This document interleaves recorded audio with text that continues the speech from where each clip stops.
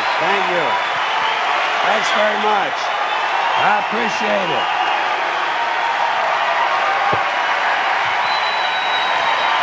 Thank you very much. Thank you all. Thank you. I appreciate that. Thank you. Thank you. So, let me ask you something.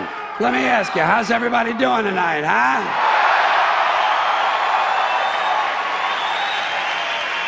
Good. Well, fuck you.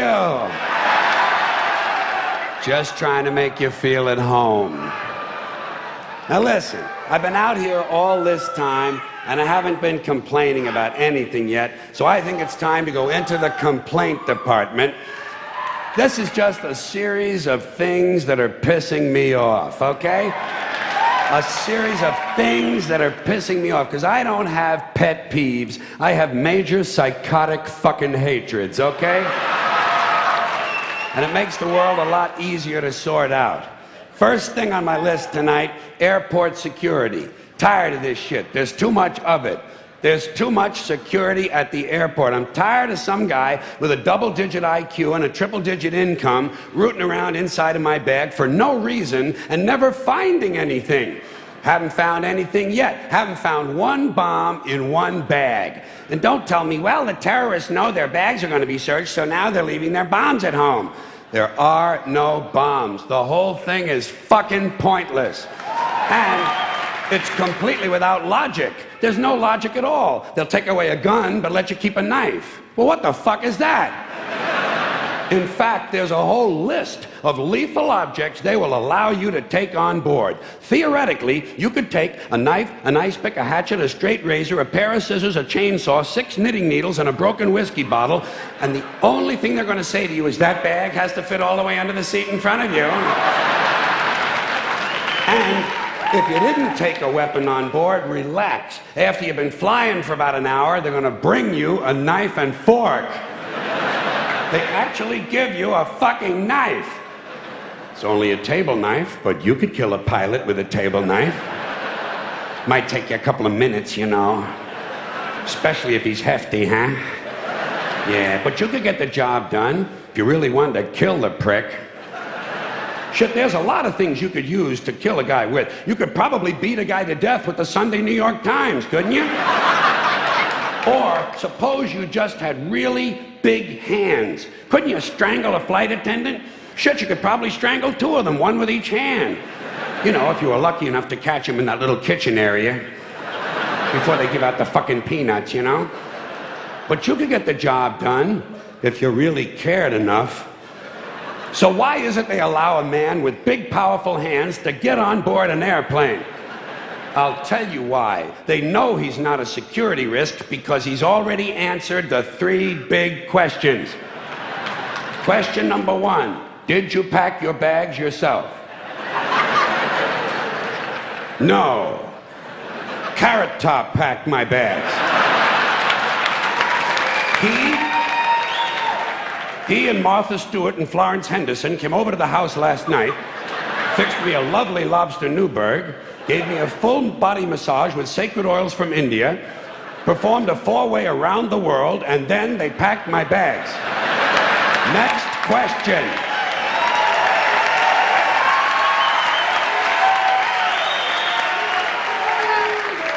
Have your bags been in your possession the whole time? No.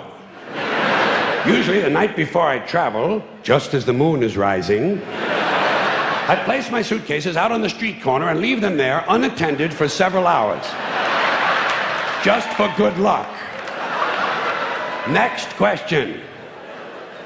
Has any unknown person asked you to take anything on board? Well, what exactly is an unknown person? Surely everyone is known to someone. In fact, just this morning, Kareem and Youssef Ali Ben Gaba seemed to know each other quite well. They kept joking about which one of my suitcases was the heaviest. And that's another thing they don't like at the airport, jokes. You know? Yeah, you can't joke about a bomb. Well, why is it just jokes? What about a riddle? How about a limerick? How about a bomb anecdote? You know, no punchline, just a really cute story.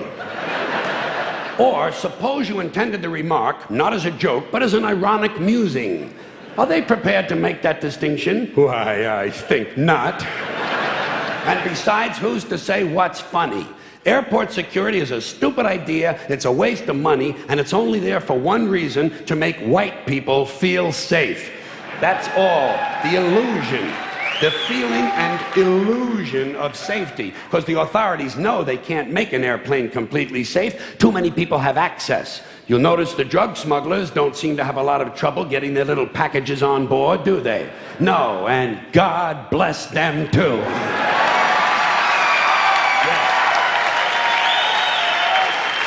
Oh. And by the way, an airplane flight shouldn't be completely safe. You need a little danger in your life. Take a fucking chance once in a while, will you?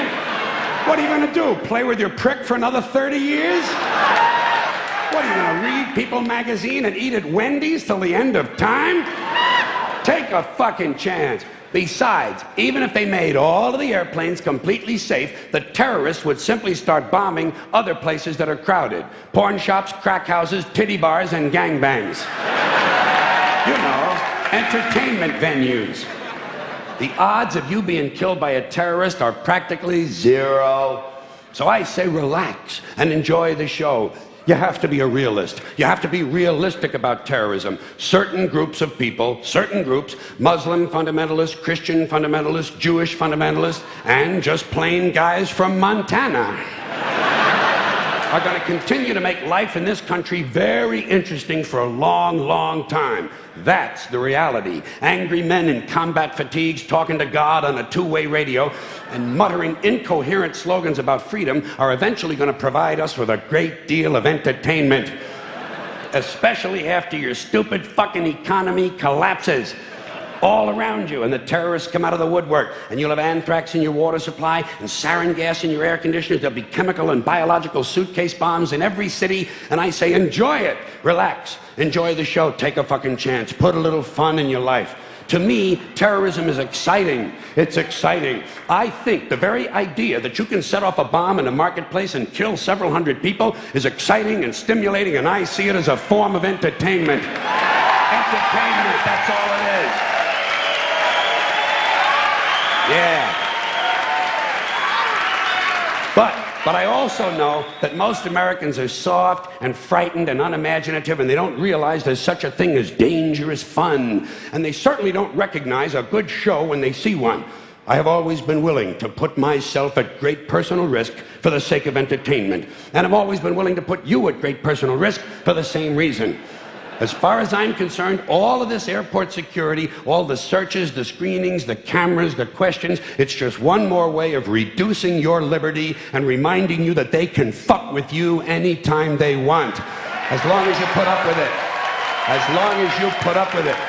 Which means, of course, anytime they want. Because that's what Americans do now. They're always willing to trade away a little of their freedom in exchange for the feeling, the illusion of security. What we have now is a completely neurotic population obsessed with security and safety and crime and drugs and cleanliness and hygiene and germs. There's another thing. Germs. Where did this sudden fear of germs come from?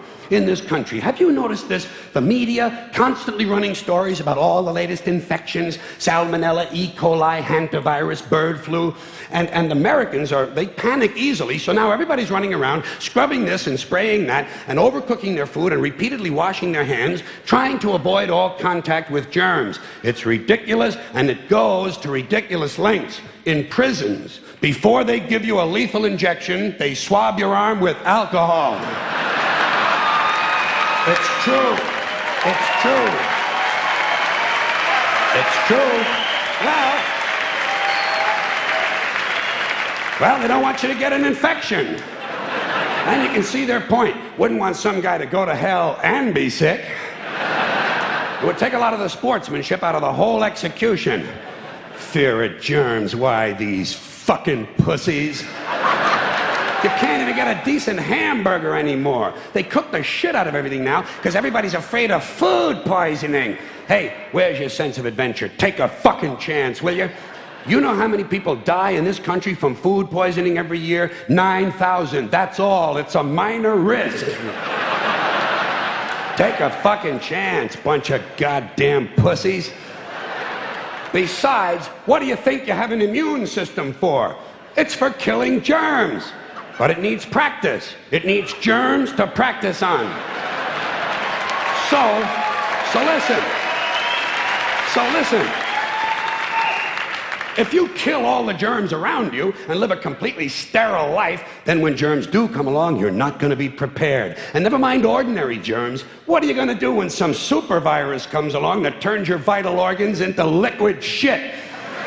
I'll tell you what you're going to do. You're going to get sick, you're going to die, and you're going to deserve it because you're fucking weak and you got a fucking weak immune system. Now, all right, God damn it. Hey. All right. Let me tell you a true story about immunization, okay? When I was a little boy in New York City in the 1940s, we swam in the Hudson River, and it was filled with raw sewage, okay? We swam in raw sewage, you know, to cool off. And at that time, the big fear was polio. Thousands of kids died from polio every year. But you know something? In my neighborhood, no one ever got polio. No one, ever. You know why? Because we swam in raw sewage. It strengthened our immune systems. The polio never had a prayer. We were tempered in raw shit. So personally, I never take any special precautions against germs. I don't shy away from people who sneeze and cough. I don't wipe off the telephone. I don't cover the toilet seat. And if I drop food on the floor, I pick it up and eat it.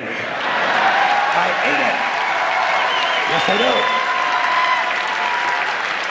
do. Even if I'm at a sidewalk cafe in Calcutta, the poor section, on New Year's morning during a soccer riot. And you know something? In spite of all that so-called risky behavior, I never get infections. I don't get them. I don't get colds. I don't get flu. I don't get headaches. I don't get upset stomachs. And you know why? Because I got a good, strong immune system, and it gets a lot of practice. My immune system is equipped with the biological equivalent of fully automatic military assault rifles with night vision and laser scopes. And we have recently acquired phosphorus grenades, cluster bombs, and anti-personnel fragmentation mines. So, when my white blood cells are on patrol, reconnoitering my bloodstream, seeking out strangers and other undesirables, if they see any suspicious-looking germs of any kind, they don't fuck around. They whip out the weapons, they wax the motherfucker, and deposit the unlucky fellow directly into my colon. Into my colon. There's no nonsense. There's no Miranda warning. There's none of that 3 strikes and you're out shit. First defense, bam, into the colon you go.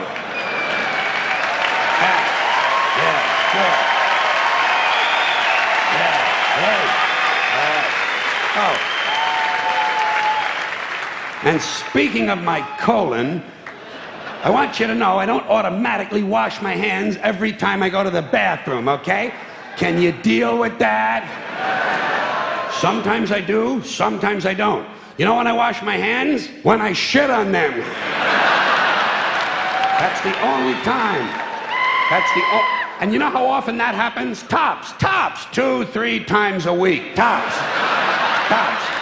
Maybe a little more frequently over the holidays, you know what I mean?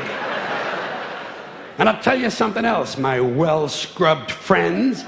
You don't always need a shower every day. Did you know that? It's overkill. Unless you work out or work outdoors or for some reason come in intimate contact with huge amounts of filth and garbage every day, you don't always need a shower. All you really need to do is to wash the 4 key areas. Armpits, asshole, crotch, and teeth. Got that? Armpits, asshole, crotch, and teeth. In fact, you can save yourself a whole lot of time if you simply use the same brush on all 4 areas.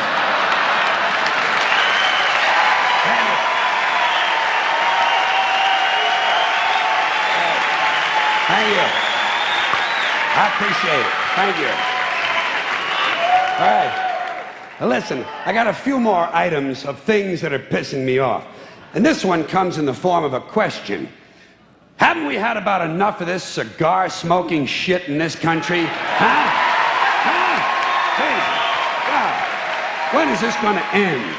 When is this shit gonna go away? When are these fat, arrogant, overpaid, overfed, overprivileged, overindulged, white-collar business criminal asshole cocksuckers gonna put out their cigars and move along to their next abomination? White pussy businessmen sucking on a big brown dick. That's all it is. That's all it is. That's all it was. Yeah. A big brown dick. Sigmund Freud said, sometimes a cigar is just a cigar. Oh yeah? Well, sometimes it's a big brown dick. With a fat, arrogant, white-collar business criminal asshole sucking on the wet end of it. But hey, the news is not all bad for me. Not all bad. You want to know the good part? Cancer of the mouth. Good. Fuck 'em. Makes me happy. It's an attractive disease. Goes nice with a cell phone. So light up, suspender man, and suck that smoke deep down into your empty suit and blow it out your ass, you fucking cocksucker. Now, thank you. Thank you. Hey. Here's another question I've been pondering.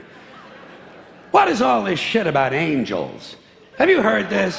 Yeah, 3 out of 4 people now believe in angels. What are you, fucking stupid? Has everybody lost their fucking mind in this country? Angel shit. You know what I think it is? I think it's a massive, collective, psychotic, chemical flashback of all the drugs, smoked, swallowed, snorted, shot, and absorbed rectally by all Americans from 1960 to 1990. 30 years of adulterated street drugs will get you some fucking angels, my friend. Angel shit. What about goblins, huh? Doesn't anybody believe in goblins? Never hear about them except on Halloween, and it's always negative shit, too, you know? And zombies. Where the fuck are all the zombies? That's the trouble with zombies. They're unreliable. I say if you're going to buy the angel shit, you might as well go for the zombie package as well. Here's another horrifying example or aspect of American culture, that the pussification, the continued pussification of the American male in the form... Yeah, all right. In the form of Harley-Davidson theme restaurants. What the fuck is going on here? Harley-Davidson used to mean something. It stood for biker attitude. Grimy outlaws and their sweaty mamas, full of beer and crank, rolling around on Harleys, looking for a good time, destroying property, raping teenagers, and killing policemen.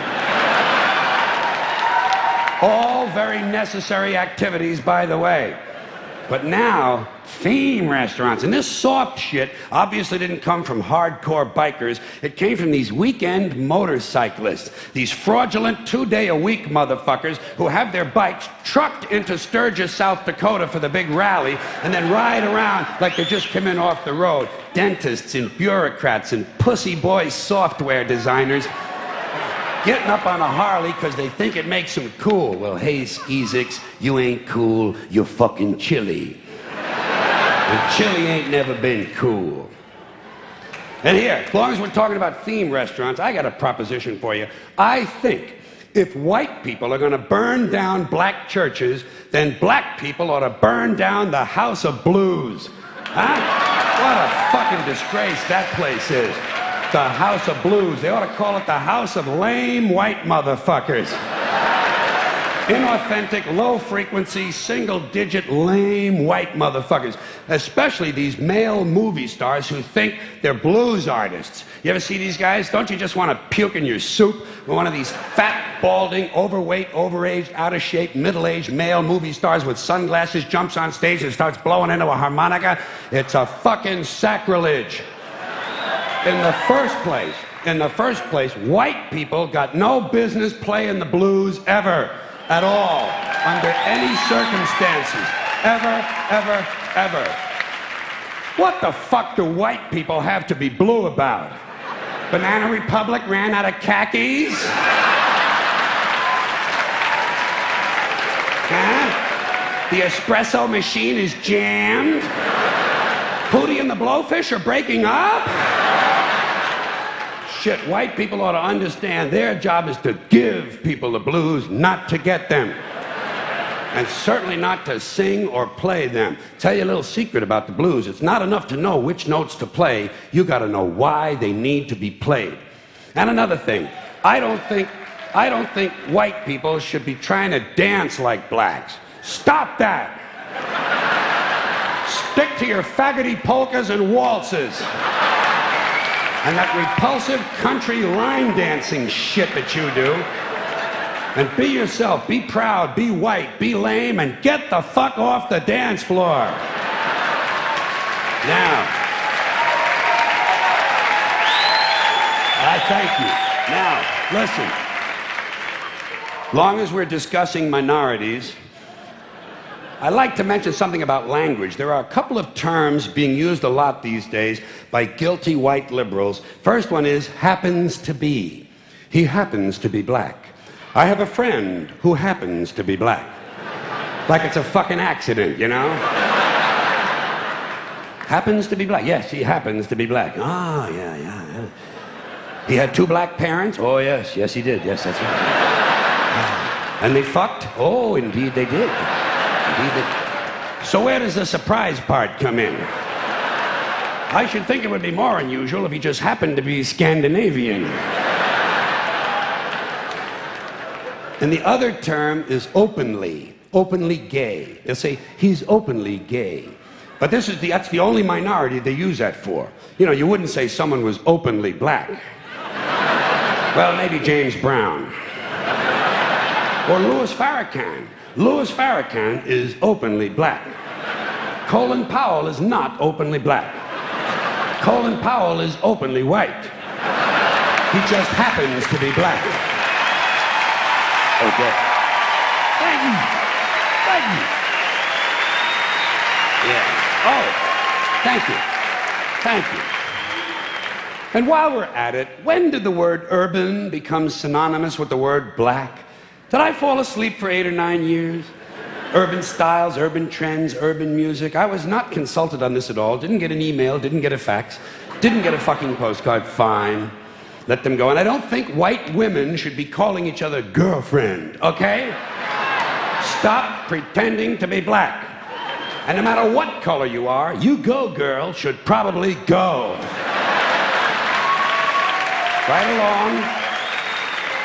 Right along with you the man. Hey, you the man. Oh yeah, well you the fucking honky. Now, something a little more positive for you. Don't want you to think the whole show is just negativity. This is about a festival. This is my idea for one of those big outdoor summer festivals. This is called Slugfest. And this is for men only. Here's what you do. You get about 100,000 of these fucking men. You know the ones I mean, these macho motherfuckers. Yeah, these strutting, preening, posturing, hairy, sweaty, alpha male jack-offs. The muscle assholes. You take about 100,000 of these disgusting pricks, and you throw them in a big dirt arena, big 25-acre dirt arena, and you just let them beat the shit out of each other for 24 hours non-stop. No food, no water, just whiskey and PCP.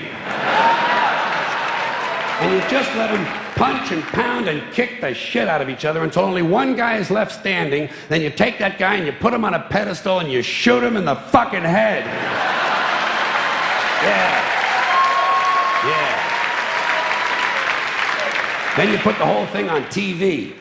Budweiser would jump at that shit in half a minute. And guys would volunteer. Guys would line up. All you got to do is promise them a small appliance of some kind. Men will do anything. Just give them something that plugs in the wall, makes a whirring noise.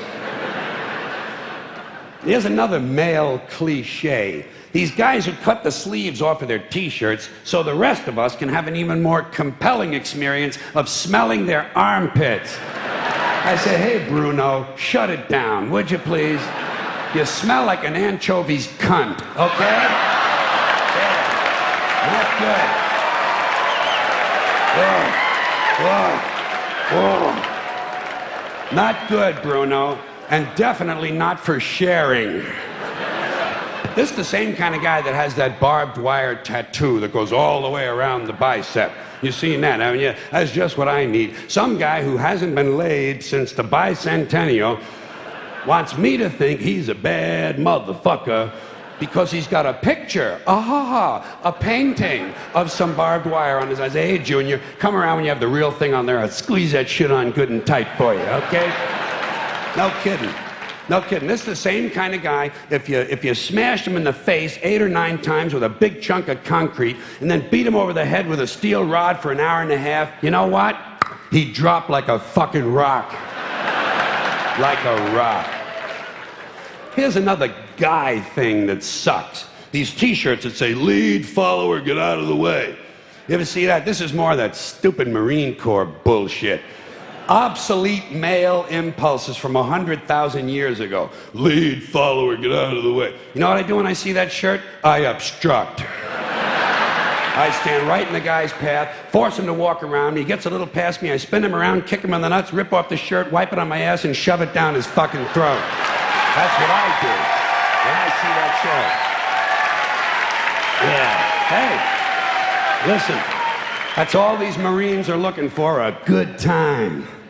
And speaking of tough guys, I'm getting a little tired of hearing that after 6 policemen get arrested for shoving a floor lamp up some black guy's ass and ripping his intestines out, the police department announces they're going to have sensitivity training. I say, hey, if you need special training to be told not to jam a large, cumbersome object up someone else's asshole, maybe you're too fucked up to be on the police force in the first place. Huh?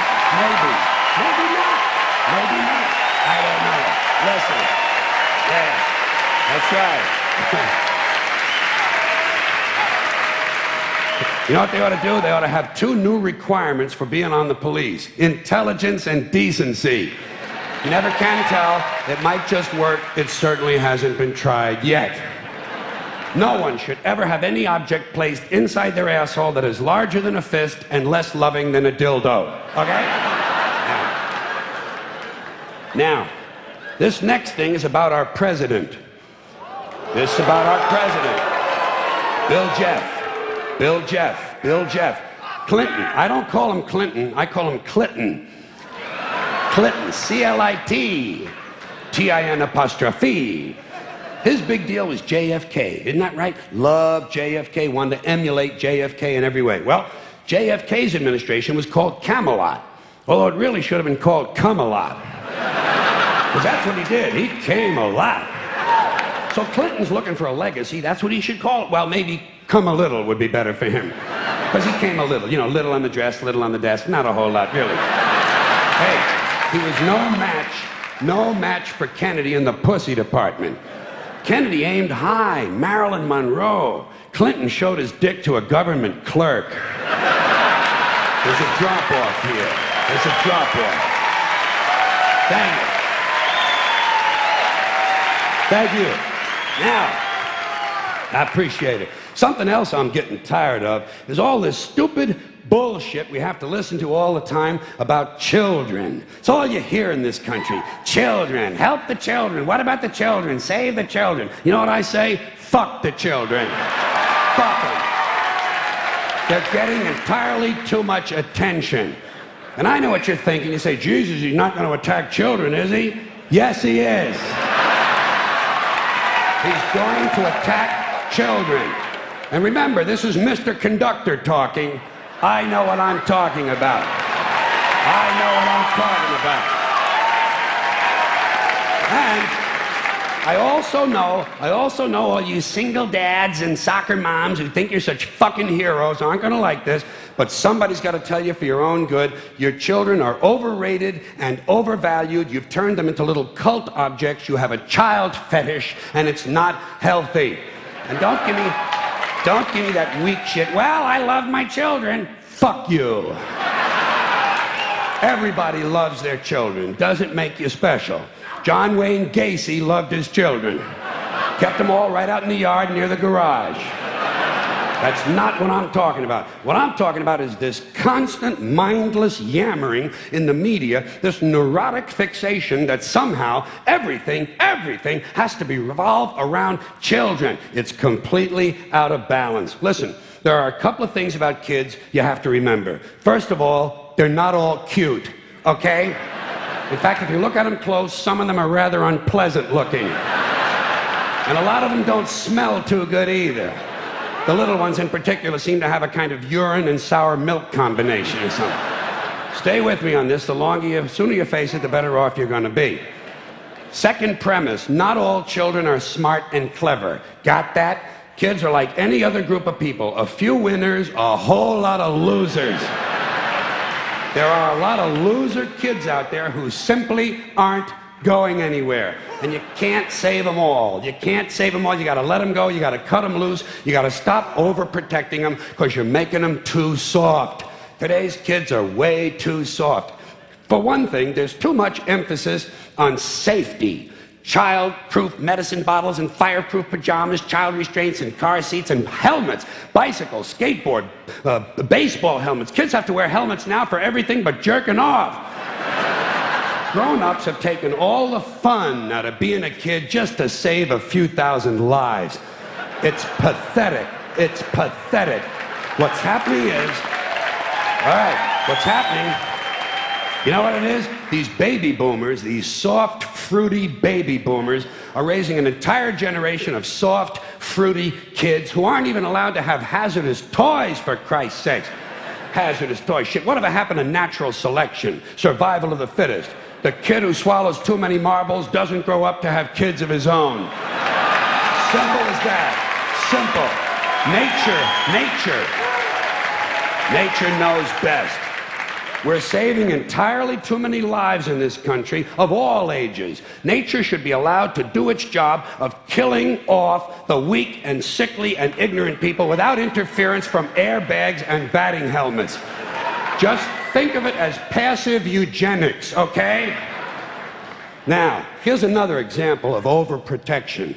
Did you ever notice on the TV news, every time some guy with an AK-47 strolls onto a schoolyard and kills 3 or 4 kids and a couple of teachers, the next day, the school is overrun with counselors and psychiatrists and grief counselors and trauma therapists trying to help the children cope. Shit. When I was in school, someone came to our school and killed 3 or 4 of us. We went right on with our arithmetic. 35 classmates minus 4 equals 31. We were tough. I say if kids can handle the violence at home, they ought to be able to handle the violence in school. I'm not worried about guns in school. You know what I'm waiting for? Guns in church. That's going to be a lot of fun. And it'll happen. You watch. Some nut will go fucking apeshit in the church, and they'll refer to him as a disgruntled worshiper. Here's another bunch of ignorant shit. School uniforms. Bad theory. The idea that if kids wear uniforms to school, it helps keep order. Don't these schools do enough damage making all these kids think alike? Now they're going to get them to look alike, too? And it's not a new idea. I first saw it in old newsreels from the 1930s, but it was hard to understand because the narration was in German. One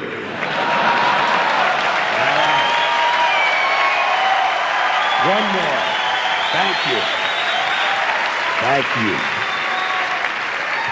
One more item about children, and that is this superstitious nonsense that blames tobacco companies for kids who smoke.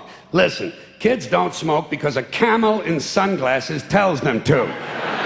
They smoke for the same reasons adults do, because it relieves anxiety and depression. And you'd be anxious and depressed too if you had to put up with these pathetic, insecure, striving, anal, yuppie parents who enroll you in college before you're old enough to know which side of the playpen smells the worst. And then they fill you full of Ritalin and drag you all over town in search of meaningless structure. Little League, Cub Scouts, swimming, soccer, karate, piano, bagpipes, watercolors, witchcraft, glass blowing, and dildo practice. They even have play dates, for Christ's sakes. Playing is now done by appointment. Whatever happened to you show me your wee-wee and I'll show you mine? Hey, no wonder kids smoke. It helps. Not as much as weed, but hey, you can't have everything. You know it's true. Parents are burning these kids out on structure. I think every day all children should have 3 hours of daydreaming. Just daydreaming. You could use a little of it yourself, by the way. Just sit at the window, stare at the clouds. It's good for you. If you want to know how you can help your children, leave them the fuck alone.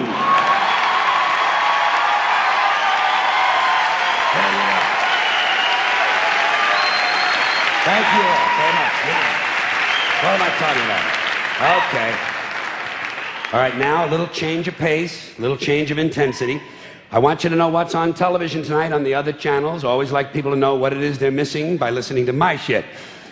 First of all, on the Playboy channel, yeah, tonight, they have one of those new reality shows where the people at home send in their own tapes. It's called Home Videos of Bad Fucking. And speaking of that delightful activity, I guess you know last week Ricky Lake had a special program, Women Who Fake Orgasms. So tonight, not to be outdone, Jerry Springer has a nighttime special, Men Who Fake Bowel Movements. Yeah, I think they're running out of topics on those shows too. Sally Jesse's next show is Rapists Who Force Their Victims to Play Yahtzee Beforehand. Getting a little strange on daytime TV. Then, later on tonight, on the Nostalgia channel, they're going to play back-to-back 2 of my favorite episodes of Little House on the Prairie. First of all, the 1975 Christmas show, A Douchebag for Clara. Wasn't that good? And it was sad toward the end when she cried, because she stuck it in the wrong hole. But as they say in the U.S. Navy, there is no wrong hole. And then, right after that, they're going to play my favorite Little House on the Prairie of all times, Missy Takes a Big Dump in the Woods. And that was interesting, I thought, because she had on the high heels and the long dress, and it was fun to watch how she had to maneuver through the poison sumac. And they didn't have toilet paper in those days. She had to use a series of pine cones. And she was pulling them in the wrong direction. Yes. I understand toward the end of the show they had to bleep out a lot of screaming and foul language. And then, hey, later on tonight on the pay-per-view, Willie Nelson. Willie Nelson's concert is on, and TV Guide listed all the songs he's going to sing. He's going to start out with one of my favorites, Too Drunk to Jerk Off. Isn't that a good one? God, I love that song. Then he's going to do a series of love songs. Kiss Me, I'm Coming. Ah, that's a good one. Kiss me, I'm coming. Hold me, I'm humming. Well, I can't help it. I am a romantic, and I do enjoy the sentimental tunes. Here's a sad song. I should have fucked old what's-her-name. Remember that? I should have never played the game. I should have fucked old what's-her-name. Here's one my mother used to sing around the house. Your love ran down my leg, and now you're gone. Yeah, that one always got to me. I'm glad you feel the same way. Here's a fine love song. You blew my mind, now blow me.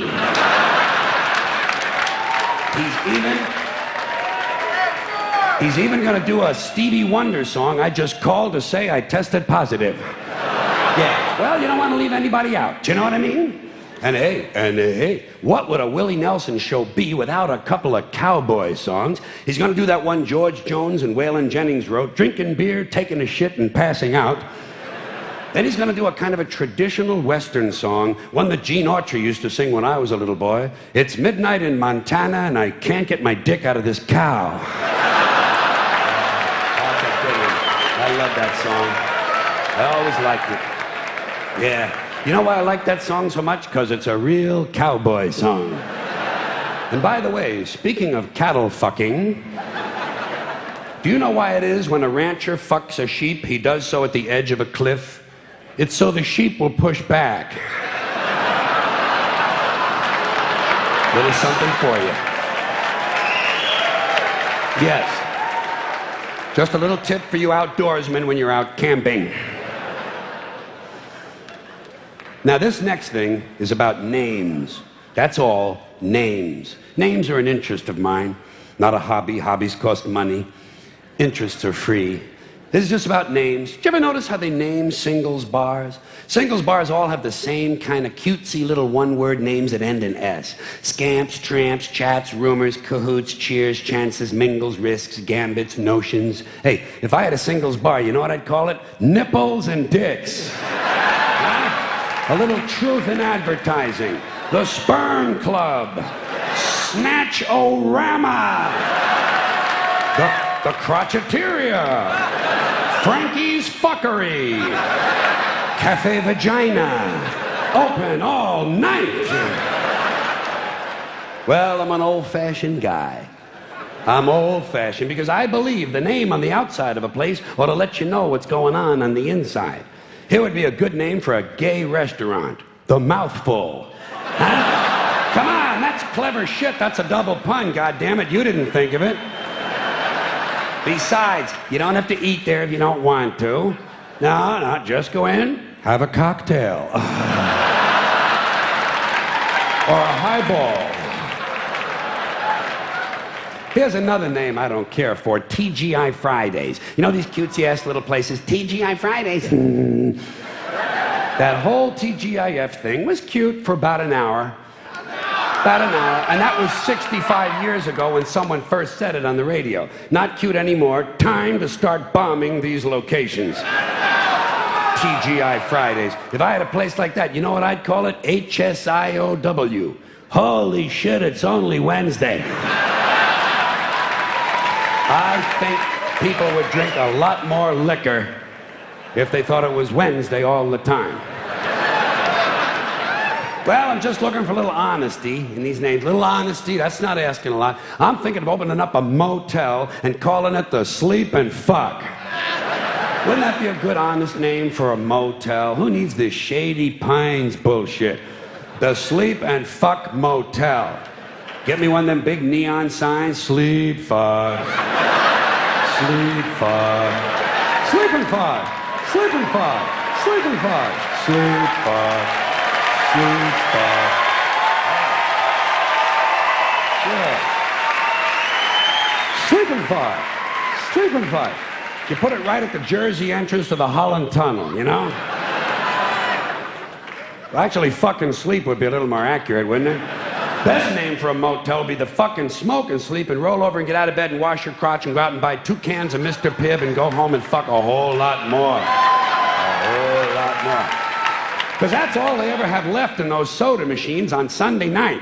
Mr. Pibb and Diet Shasta Orange. And that yellow can of Canada Dry tonic water that nobody wants. And speaking of naming things, am I the only person in this country who's laughing when these commercials come on television for Snapper lawnmowers? Isn't there anyone else in this fading republic who knows what a snapper is? A snapper is a pussy, okay? That's what it means. Snapper means pussy.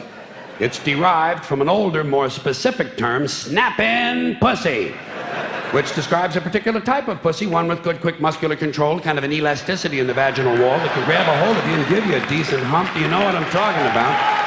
A snappin' pussy.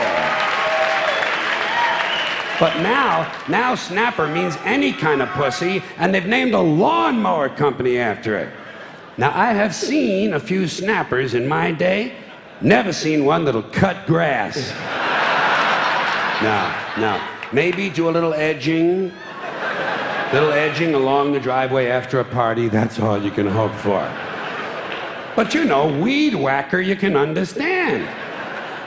Now, a lot of these company names and product names are influenced by marketing and advertising people. This next thing is about advertising. And by the way, if you should have any cognitive dissonance about the fact that I do commercials for 10, 10, 220 and still attack advertising up here, well, you're just going to have to figure that shit out on your own, okay?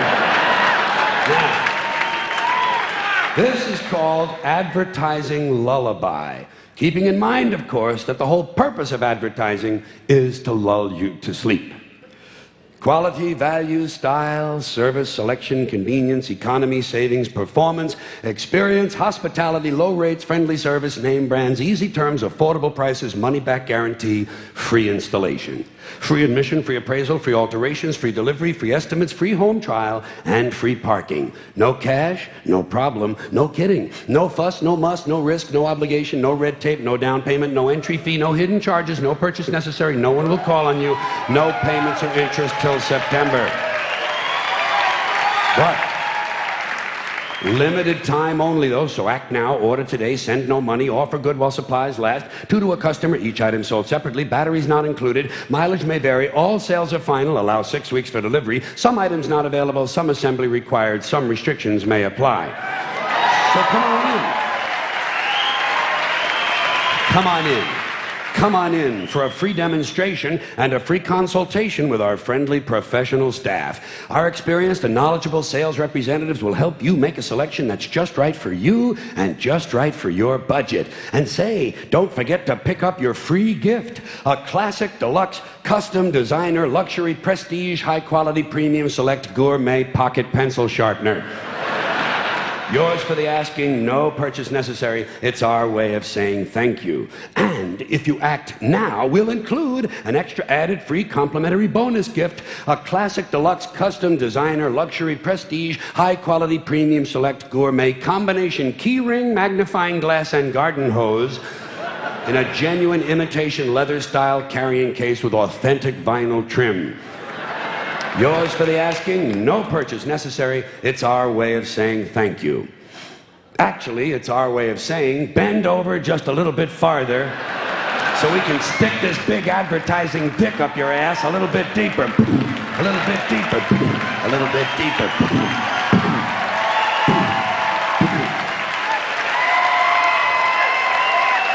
You miserable, no good fucking consumer asshole. Because you do know, folks, living in this country, you're bound to know that every time you're exposed to advertising, you realize once again that America's leading industry, America's most profitable business, is still the manufacture, packaging, distribution, and marketing of bullshit. High quality, grade A, prime cut, pure American bullshit. And the sad part is that most people seem to have been indoctrinated to believe that bullshit only comes from certain places, certain sources. Advertising, politics, salesmen, not true. Bullshit is everywhere. Bullshit is rampant. Parents are full of shit, teachers are full of shit, clergymen are full of shit, and law enforcement people are full of shit. This entire country is completely full of shit, and always has been. From the Declaration of Independence to the Constitution to the Star-Spangled Banner, it's still nothing more than one big steaming pile of red, white, and blue all-American bullshit. Because think of how we started. Think of that. This country was founded by a group of slave owners who told us all men are created equal. Oh yeah, all men, except for Indians and niggers and women, right? Always like to use that authentic American language. This was a small group of unelected white male land-holding slave owners who also suggested their class be the only one allowed to vote. Now that is what's known as being stunningly and embarrassingly full of shit. And I think Americans really show their ignorance when they say they want their politicians to be honest. What are these fucking cretins talking about? If honesty were suddenly introduced into American life, the whole system would collapse. No one would know what to do. Honesty would fuck this country up. And I think deep down Americans know that. That's why they elected and re-elected Bill Clinton. That's why.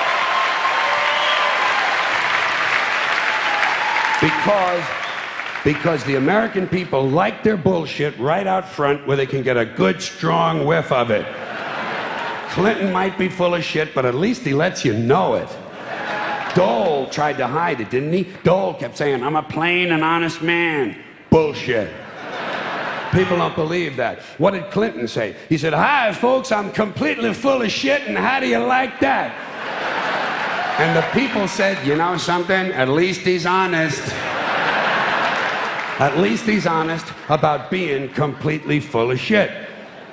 It's just like the business world, same as business. Everybody knows by now, all businessmen are completely full of shit. Just the worst kind of low-life criminal cocksuckers you could ever want to run into. A fucking piece of shit businessman. And the proof of it is they don't even trust each other. They don't trust one another. When a businessman sits down to negotiate a deal, the first thing he does is to automatically assume that the other guy is a complete lying prick who's trying to fuck him out of his money.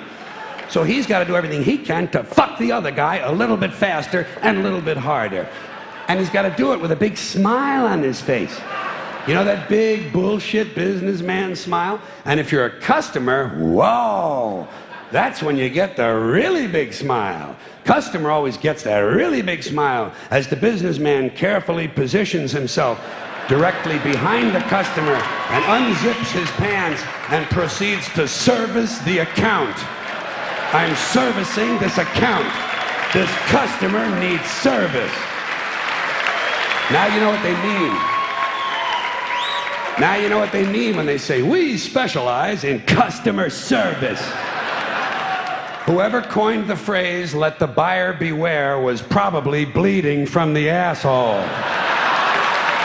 But that's business. That's business. But in the bullshit department, a businessman can't hold a candle to a clergyman.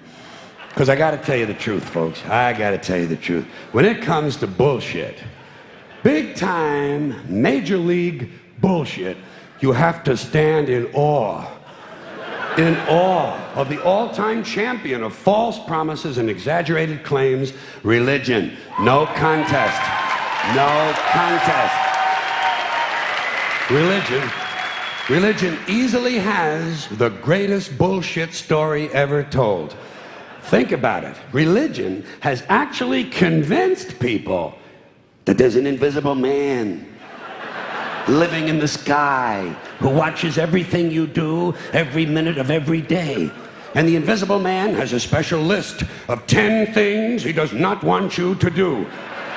And if you do any of these 10 things, he has a special place full of fire and smoke and burning and torture and anguish where he will send you to live and suffer and burn and choke and scream and cry forever and ever till the end of time.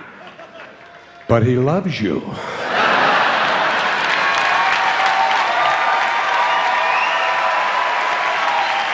He loves you. He loves you and he needs money. He always needs money.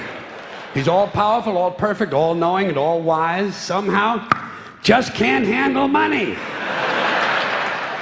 Religion takes in billions of dollars. They pay no taxes, and they always need a little more. Now, you talk about a good bullshit story. Holy shit.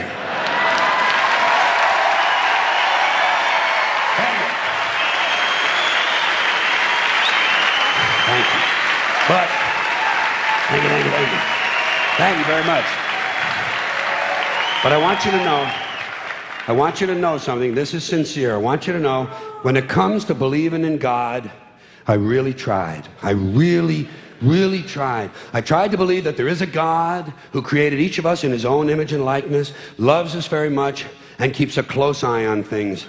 I really tried to believe that, but I gotta tell you, the longer you live, the more you look around, the more you realize something is fucked up. Something is wrong here. War, disease, death, destruction, hunger, filth, poverty, torture, crime, corruption, and the ice-capades. Something is definitely wrong. This is not good work. If this is the best God can do, I am not impressed. Results like these do not belong on the resume of a supreme being. This is the kind of shit you'd expect from an office temp with a bad attitude. And just between you and me, in any decently run universe, this guy would have been out on his all-powerful ass a long time ago. And by the way, I say this guy because I firmly believe, looking at these results, that if there is a God, it has to be a man. No woman could or would ever fuck things up like this.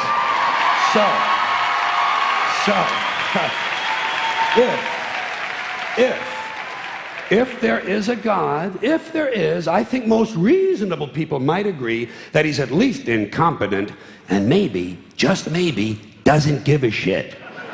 Doesn't give a shit, which I admire in a person and which would explain a lot of these bad results. So rather than be just another mindless religious robot, mindlessly and aimlessly and blindly believing that all of this is in the hands of some spooky, incompetent father figure who doesn't give a shit, I decided to look around for something else to worship, something I could really count on. And immediately, I thought of the sun. Happened like that. Overnight, I became a sun worshiper. Well, not overnight, you can't see the sun at night. But first thing the next morning, I became a sun worshiper. Several reasons. First of all, I can see the sun, okay? Yeah. Unlike some other gods I could mention, I can actually see the sun. I'm big on that. If I can see something, I don't know, kind of helps the credibility along, you know? So every day I can see the sun as it gives me everything I need: heat, light, food, flowers in the park, reflections on the lake, an occasional skin cancer, but hey, at least there are no crucifixions, and we're not setting people on fire simply because they don't agree with us. Sun worship is fairly simple. There's no mystery, no miracles, no pageantry, no one asks for money, there are no songs to learn, and we don't have a special building where we all gather once a week to compare clothing. And the best thing about the sun, it never tells me I'm unworthy. Doesn't tell me I'm a bad person who needs to be saved, hasn't said an unkind word, treats me fine. So I worship the sun, but I don't pray to the sun. Know why? I wouldn't presume on our friendship. It's not polite. I've often thought people treat God rather rudely, don't you? Asking trillions and trillions of prayers every day, asking and pleading and begging for favors. Do this, give me that, I need a new car, I want a better job. And most of this praying takes place on Sunday, his day off. It's not nice, and it's no way to treat a friend. But people do pray, and they pray for a lot of different things. You know, your sister needs an operation on her crotch. Your brother was arrested for defecating in a mall. But most of all, you'd really like to fuck that hot little redhead down at the convenience store. You know, the one with the eye patch and the club foot, huh? Can you pray for that? I think you'd have to. And I say, fine, pray for anything you want. Pray for anything. But what about the divine plan? Remember that? The divine plan. Long time ago, God made a divine plan. Gave it a lot of thought, decided it was a good plan, put it into practice. And for billions and billions of years, the divine plan has been doing just fine. Now you come along and pray for something. Well, suppose the thing you want isn't in God's divine plan. What do you want him to do? Change his plan? Just for you? Doesn't it seem a little arrogant? It's a divine plan. What's the use of being God if every rundown schmuck with a $2 prayer book can come along and fuck up your plan? And here's something else, another problem you might have. Suppose your prayers aren't answered. What do you say? Well, it's God's will. Thy will be done. Fine, but if it's God's will and he's going to do what he wants to anyway, why the fuck bother praying in the first place? Seems like a big waste of time to me. Couldn't you just skip the praying part and go right to his will? It's all very confusing. So to get around a lot of this, I decided to worship the sun. But as I said, I don't pray to the sun. You know who I pray to? Joe Pesci. Joe Pesci. Joe Pesci. Two reasons. First of all, I think he's a good actor, okay? To me, that counts. Second, he looks like a guy who can get things done. Joe Pesci doesn't fuck around. Doesn't fuck around. In fact, Joe Pesci came through on a couple of things that God was having trouble with. For years, I asked God to do something about my noisy neighbor with the barking dog. Joe Pesci straightened that cocksucker out with one visit. It's amazing what you can accomplish with a simple baseball bat. So I've been praying to Joe for about a year now. And I noticed something. I noticed that all the prayers I used to offer to God and all the prayers I now offer to Joe Pesci are being answered at about the same 50% rate. Half the time I get what I want, half the time I don't. Same as God, 50-50. Same as the four-leaf clover and the horseshoe, the wishing well and the rabbit's foot. Same as the mojo man. Same as the voodoo lady who tells you your fortune by squeezing the goat's testicles. It's all the same, 50-50. So just pick your superstition, sit back, make a wish, and enjoy yourself. And for those of you who look to the Bible for moral lessons and literary qualities, I might suggest a couple of other stories for you. You might want to look at The Three Little Pigs. That's a good one. Has a nice, happy ending. I'm sure you'll like that. Then there's Little Red Riding Hood, although it does have that X-rated part where the big bad wolf actually eats the grandmother, which I didn't care for, by the way. And finally, I've often always drawn a great deal of moral comfort from Humpty Dumpty. The part I like the best, all the king's horses and all the king's men couldn't put Humpty Dumpty back together again. That's because there is no Humpty Dumpty and there is no God. None, not one, no God, never was. In fact, I'm gonna put it this way. If there is a God, may he strike this audience dead. See, nothing happened. Nothing happened. Everybody's okay. All right? Tell you what. I'll raise the stakes. I'll raise the stakes a little bit. If there is a God, may he strike me dead. See? Nothing happened. Oh, wait. Got a little cramp in my leg. And my balls hurt. Plus, I'm blind. Oh, now I'm okay again. Must have been Joe Pesci, huh? God bless Joe Pesci. Thank you all very much. Joe bless you. Thank you very much. I appreciate it.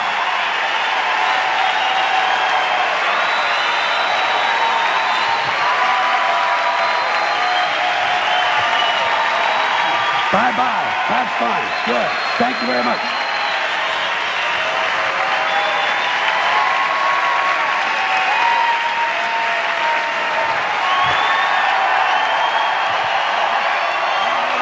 Have a good time. Have a good time. Thank you.